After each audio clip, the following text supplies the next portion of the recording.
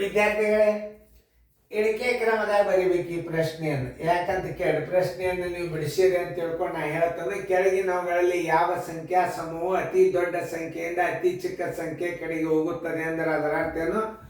ದೊಡ್ಡದಿಂದ ಚಿಕ್ಕದ ಕಡೆ ಹೋಗೋದಕ್ಕೆ ಏನಂತಾರೆ? ಇಳಿಕೆ ಕ್ರಮ ಅಂತಾರೆ. ದೊಡ್ಡದ ಕಡೆ ಇತ್ತಂದ್ರೆ ಈ ಚಿಹ್ನೆ ಇಲ್ಲಿ ಹಾಕಬೇಕು. ಈಗ ಈ ಆಪ್ಷನ್ಸ್ ಮೇಲೆ ನಾವು ಕಂಡುಹಿಡಬೇಕು.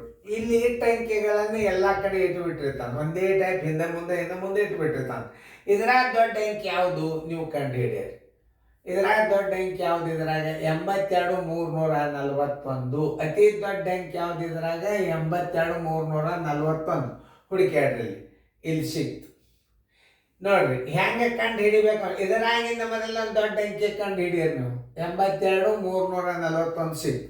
ಇದನ್ನು ಬಿಡ್ರಿ, ಇದಕ್ಕಿಂತಲೂ ದೊಡ್ಡದು, ಅದಕ್ಕೆ ಇದಕ್ಕಿಂತಲೂ ಇದು ಸಣ್ಣದು 81,427 ಇಲ್ಲಿ ಸಿಕ್ತು. ಇನ್ನು ಏನು ಮಾಡಬೇಕು? ಇದು ಸಿಕ್ತು, ಇದು ಸಿಕ್ತು. ಇದು ಒಂದಾಯ್ತು, ಇದು ಎರಡಾಯ್ತು. ಇದು ಮೂರನೇದು ಯಾವ್ದಾಗ್ತದೆ? ಇದಾಗ್ತದೆ. 63,178. 63,178 ಸಿಗ್ತದೆ.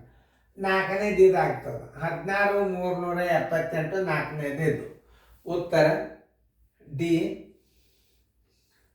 82,341, 81,427, 63,178, 16,378. ಉತ್ತರ ಸಂಖ್ಯೆ ಡಿ. ನೋಡಿ, ಹಿಂಗೆಲ್ಲ ಇಳಿಕೆ ಕ್ರಮವನ್ನು ಹೆಂಗೆ ಕಂಡುಹಿಡಿಬೇಕು ಅನ್ನೋದು ಇನ್ನೊಂದ್ಸಲ ಹೇಳ್ತೀನಿ. ಇದಾಗೈತಿ. ಇಳಿಕೆ ಕ್ರಮ ಬರೆಯುವಾಗ ಒಂದು ದೊಡ್ಡ ಅಂಕೆ ಆಯ್ಕೆ ಮಾಡ್ರಿ. ದೊಡ್ಡ ಅಂಕೆ ಯಾವುದು? ಇದು. ಅದಕ್ಕಿಂತಲೂ ಸ್ವಲ್ಪ ಸಣ್ಣದು ಇದು. ಅದಕ್ಕಿಂತಲೂ ಸ್ವಲ್ಪ ಸಣ್ಣದು ಇದು. ಇದಕ್ಕಿಂತಲೂ ಸ್ವಲ್ಪ ಸಣ್ಣದು ಇದು. ಅದನ್ನು ಈ ಪ್ರಕಾರ ಹುಡುಕ್ಯಾಡ್ಬೇಕು. ಇದ್ರಾಗ ಒಂದು ದೊಡ್ಡ ಅಂಕೆ ನೀವು ಹುಡುಕ್ಯಾಡಿ ಬಿಟ್ರಿ ಅಂದ್ರೆ ಫಸ್ಟಕ್ಕೆ ಎಲ್ಲಿ ಸಿಗ್ತದೆ ಹುಡುಕ್ಯಾಡ್ಕೊಂಡು ಬಿಡ್ರಿ, ಇಲ್ಲೇ ಸಿಕ್ತು ನೋಡ್ರಿ.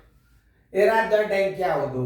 ನೀವು ಸ್ವಲ್ಪ ವಿಚಾರ ಮಾಡ್ಬೇಕು. 82,300 ಅದು ಫಸ್ಟಿಗೆ ಬರೆದಿರ್ತಾನೆ. ಅದು ಇಳಿಕೆ ಕ್ರಮದಾಗ ಅದನ್ನು ಫಸ್ಟಿಗೆ ಬರೆದಿರ್ತಾನೆ, ಇಲ್ಲಿ ಸಿಕ್ತು. ಇದಕ್ಕಿಂತಲೂ ಸ್ವಲ್ಪ ಸಣ್ಣದು ಇದು ಸಿಕ್ತು.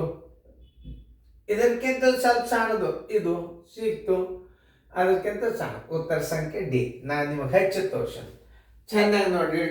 ಇಳಿಕೆ ಕ್ರಮದಾಗ ಚೆನ್ನಾಗಿ ನೋಡ್ಕೊರಿ.